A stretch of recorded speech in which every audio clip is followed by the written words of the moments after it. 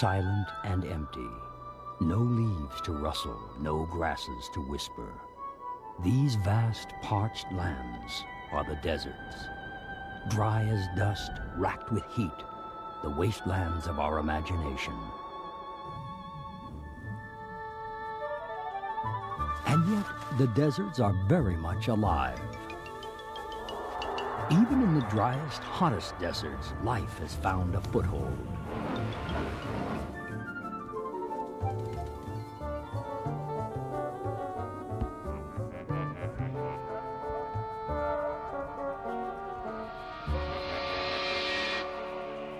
According to an Arabic saying, the desert is Allah's garden.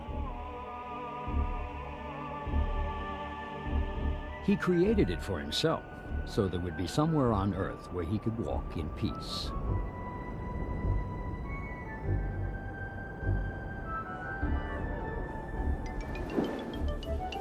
The desert is for those who like a challenge. It's a war against the elements. Each day's survival is a battle.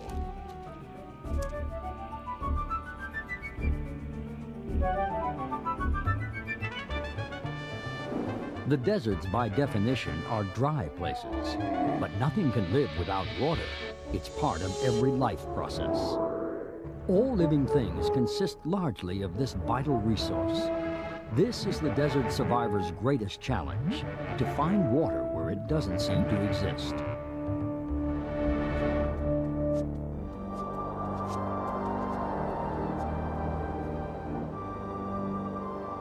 The origin of these formidable places is often told in myth. Some ancient peoples describe how their desert resulted from the tantrum of a turkey, teased beyond endurance about his ugly, raucous voice. The turkey grabbed a burning stick and shook it at his tormentors, burning himself and turning a tropical paradise into a burnt-out shell where few cared to stay.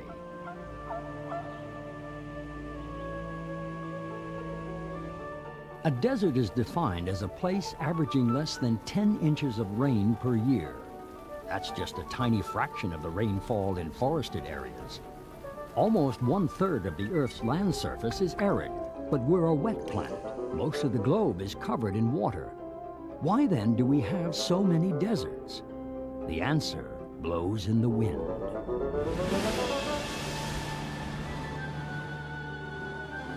Winds carry clouds of moisture picked up from the oceans.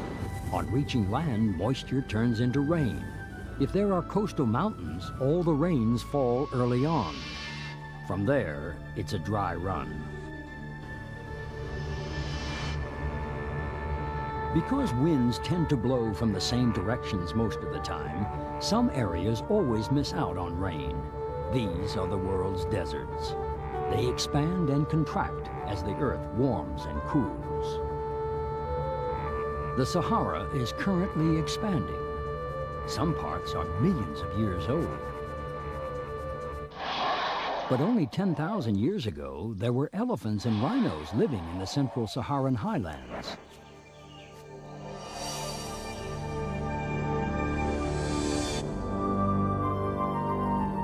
Deserts go to extremes. After sunset, the day's burning heat disperses into the cloudless skies. A blistering day leads to a shivering night, even in the hottest deserts. Desert survivors need to face up to these challenges. The camel should know it takes extremes in its stride. The camel is the largest desert animal and our oldest desert symbol. It's there on Greek and Roman coins. In the Old Testament, camels carried gifts between Solomon and the Queen of Sheba. In Islam, the camel is a creature from paradise. Muhammad's favorite was Al-Qaswa, which he rode on his flight from Mecca. During the journey, Al-Qaswa knelt at a place called Koba. Muhammad knew this was a sign from God and decided to halt. The delay deceived a pursuing army and saved Muhammad's life. The spot where Al-Qaswa knelt is now marked by a mosque.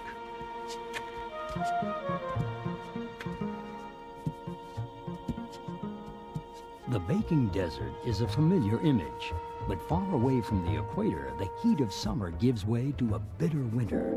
In the Asian Gobi Desert, the temperature drops to minus 40 degrees Fahrenheit, and the Mongolian desert stays below freezing for half the year.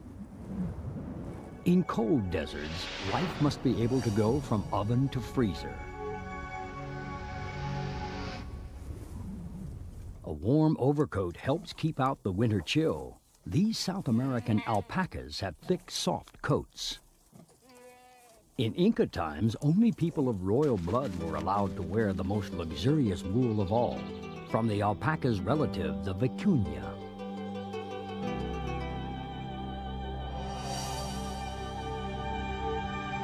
There's one advantage to the cold. Evaporation is slower and rainfall goes further.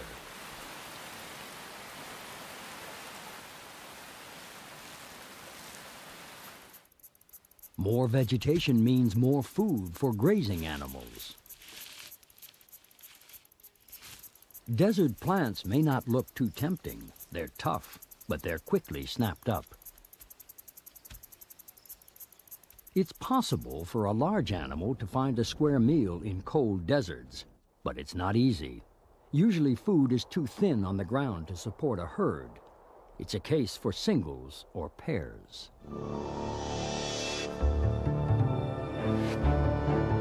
Larger animals only survive if they can beat the water shortage.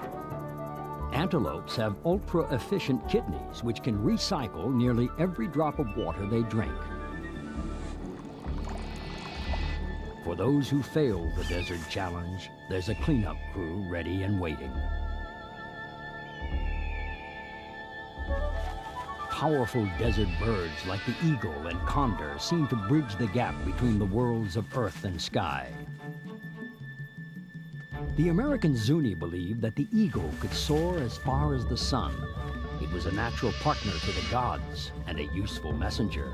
Eagle feathers, used in traditional ceremonies, help the Zuni to contact their gods and ask for the most cherished of desert events, rain.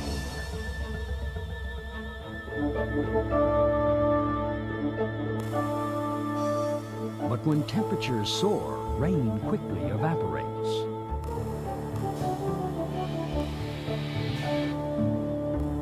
Nearer the tropics, seasons are less clearly defined. There's no cooling off period. The heat is intense all year round. Large animals can't survive. There's just not enough food. Jackrabbits in the American Sonoran Desert are small enough to find a shady spot. Not for them the sweating and panting of larger mammals. They radiate heat from enormous ears. They keep cool, no sweat.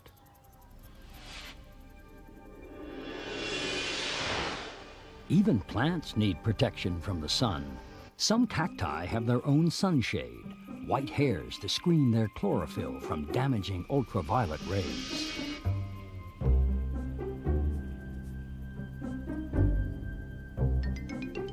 Small animals are the winners when the heat is on, but there's an exception. Camels were once the international courier service of Asia and the Middle East. They're the only animals able to cross the desert wastes. Camel caravans carried travelers as well as salt, silk, spices, exotic fruits and plants, and news. The ancient silk and spice roads were long and dangerous routes linking China, India, and Arabia with Europe. These barely marked tracks wound across mountains and deserts, and through the centuries were fiercely fought over.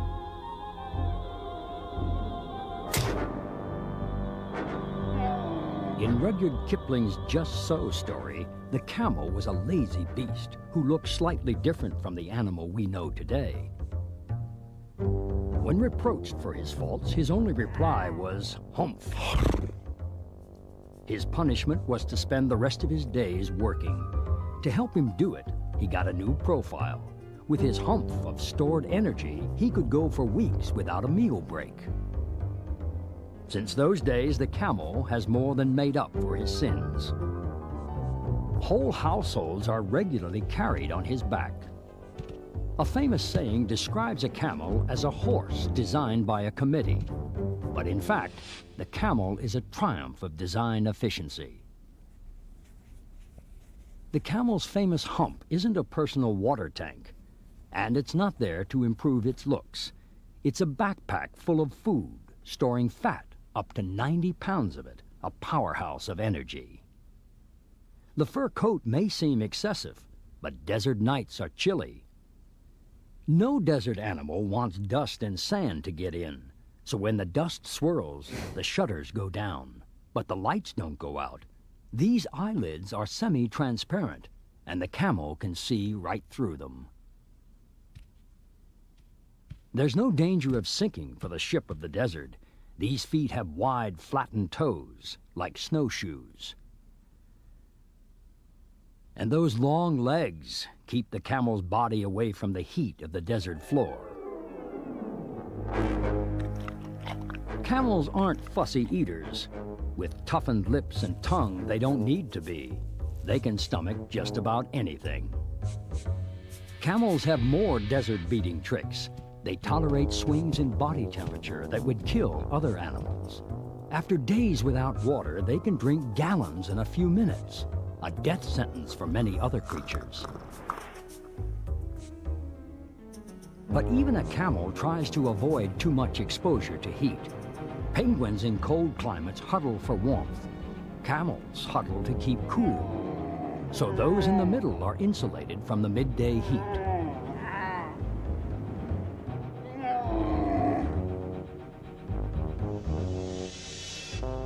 Camel dung is bone dry. It makes instant fuel for desert campfires. Of course, it does rain occasionally, even in hot deserts. The North American painted desert is marbled with different colored rock layers. When the rain comes, the colors glow, giving the desert its name. Desert rain is unpredictable, short-lived, and often violent. A whole year's rainfall may come in just one downpour. A sudden deluge can be as dangerous as it is welcome. The rushing water carries all before it.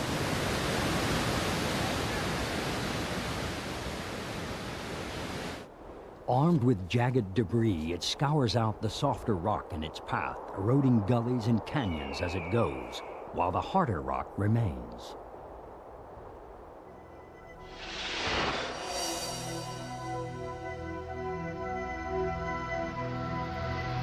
Ayers Rock in Australia is the largest monolith in the world, towering over the arid landscape around it. Its sides are eroded into deep fissures, caves, and waterholes. In Aborigine mythology, a large and dangerous serpent lives inside. When offended, it leaves the waterhole and takes the shape of a rainbow springing from the rock.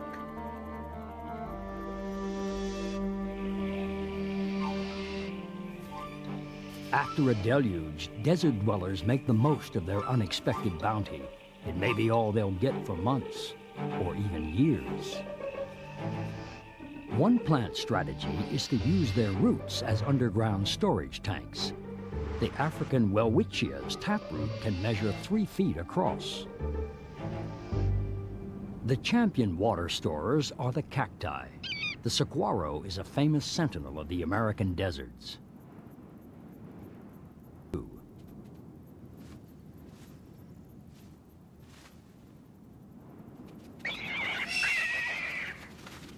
Of water after a rainstorm. The water-filled cells are under such pressure that if the cactus is struck by lightning, it explodes. Tumbleweeds may look like litter, but they're living plants. They have no roots at all and just roll around, absorbing what moisture they can.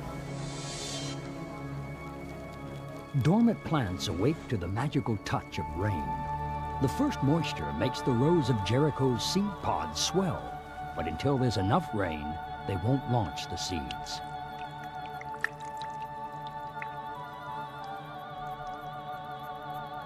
Once they're out into the world, the seeds germinate and grow within 6 hours. This dramatic regeneration made them symbols of the resurrection of Christ. Some desert animals also seem to rise from the dead, at least in legend. An African story tells how Frog and Gazelle were having a contest. Frog lost the first round, a running race. Then Frog boasted that he could return from the dead. He told Gazelle to burn his house down with everyone inside. The village mourned, thinking the frogs were dead. Years later, after a rare rainstorm, they were amazed to discover the frog family frolicking in a puddle, celebrating their victory over death. The frog's trick was a simple one. During dry times, their outer skin shrivels and they bury themselves, apparently lifeless, for months or even years. When rain arrives, the frogs plump up with moisture, pop out of the ground, and set about a whirlwind schedule of eating and breeding. Their young race through the tadpole stage in rapidly drying puddles. They're not alone. The pools teem with tiny organisms awoken by the rain.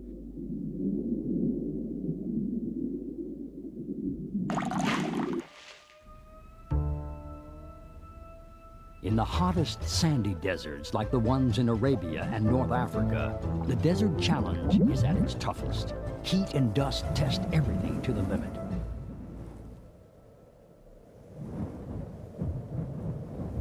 Water disappears into thin air, and food prospects are not encouraging. The hottest deserts look like lifeless planets, eerily silent beneath the cruel sun. Indeed, the Arabian Rub al-Khali is known as the empty quarter. But once the sun goes down, it's a different story.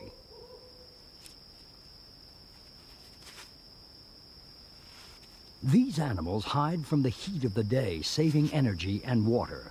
Once the heat is off, the desert comes to life by the light of the moon.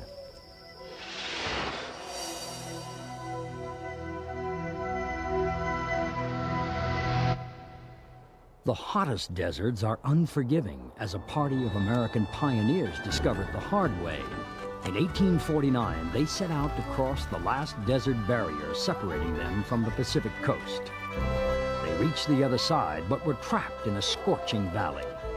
Many died. As the survivors emerged, one turned and said, "Goodbye, Death Valley." It's been Death Valley ever since. Finding the way is never easy in sandy deserts. Landmarks vanish in the wind. Human desert dwellers use the heavens to navigate. The sun by day and the stars at night.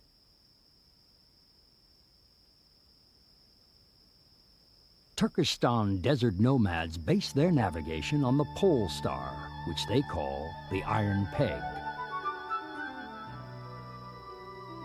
It takes a cockpit full of electronics to guide a plane across a desert, but a bird reaches its destination using only its senses.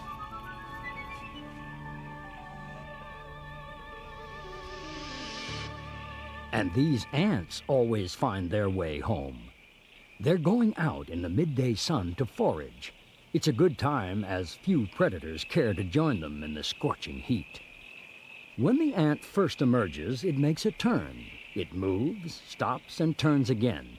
It seems they are taking a reading on the sun so that when their mission is accomplished, they can head straight for home.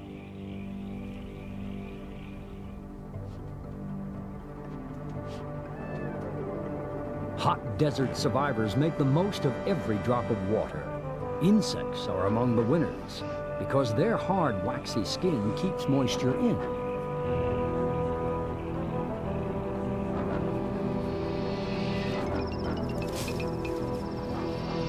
It's waste not, want not for rodents, too.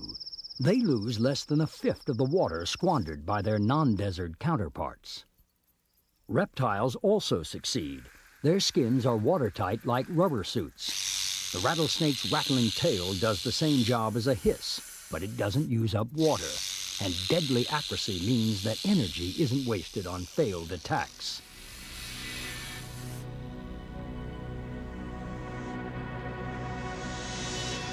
Desert animals may be small, but they pack quite a punch. The survival margins are just too narrow for second attempts.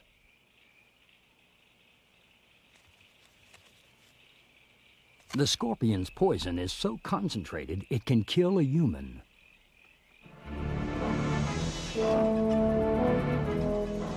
In ancient Egypt, scorpions were associated with deadly evil and darkness.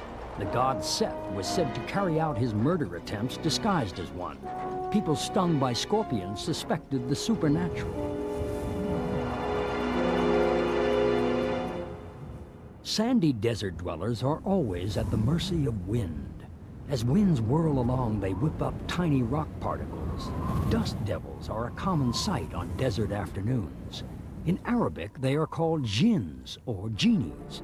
Genies are powerful magical beings whose masters, like Aladdin, can conjure them up at will.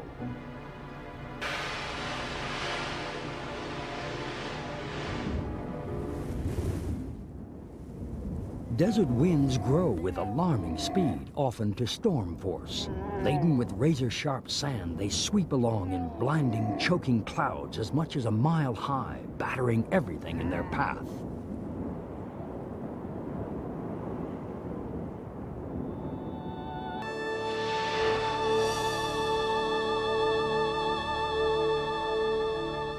Dunes, the seas of the desert, ebb and flow constantly. They can move more than a foot a day, and much more during storms. Sand engulfs everything in its path. But it's universally seen as clean and pure. Desert Muslims are given dispensation to perform their ritual washing with sand instead of water. And sand preserves. The ancient Egyptians buried their dead in desert sand and found that the bodies remained almost lifelike. But when they buried their dead in more spectacular tombs, things went wrong. Separated from the sand by elaborate coffins, the bodies began to rot. New techniques were necessary, and mummies were the result. Angles. In the hottest places on Earth, the surface sand could fry an egg. It pays to keep contact to a minimum. But sand can be useful for a quick escape. Bullet-shaped heads make burrowing easier. Short legs make for streamlined digging. Some have no legs at all.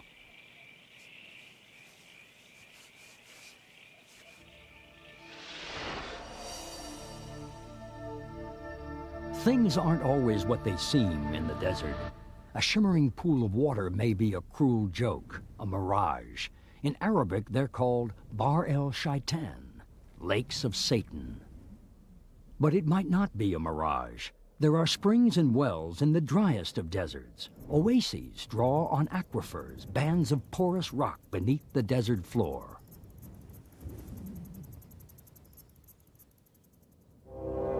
The shifting sands above these underground reservoirs can produce an eerie musical resonance. There's a singing desert in Inner Mongolia near the burial place of Genghis Khan. Local legend says that the unearthly sound is the music of magical princesses trapped in their castles under the encroaching dunes.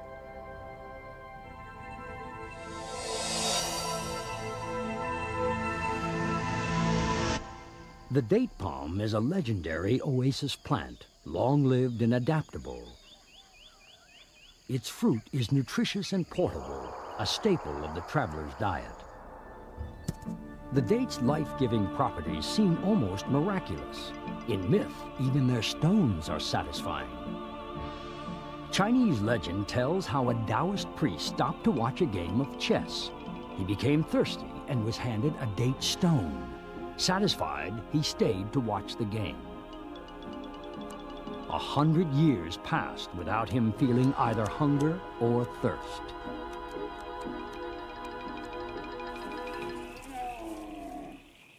Oases are the traveler's lifeline. Desert journeys are impossible without them, and they're vital to the camel story. Camels are the only large animals adapted to the hottest deserts, but even they need to eat and drink now and again. With human partners like the Tuareg nomads, camels cross the burning sands of the Sahara, the hottest place on Earth. There may be several days of heat and sand between oases. They're a team. Without the camel, the Tuareg could not travel, and without the nomads, the camel would starve.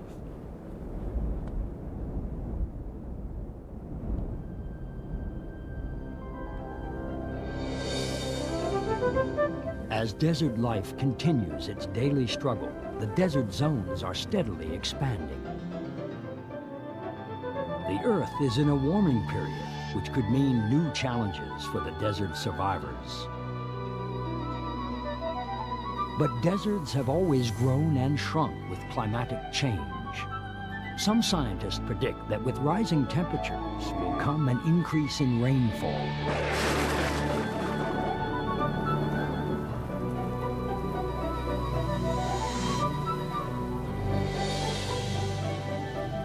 It may get warmer, but it will also get wetter. And water means life.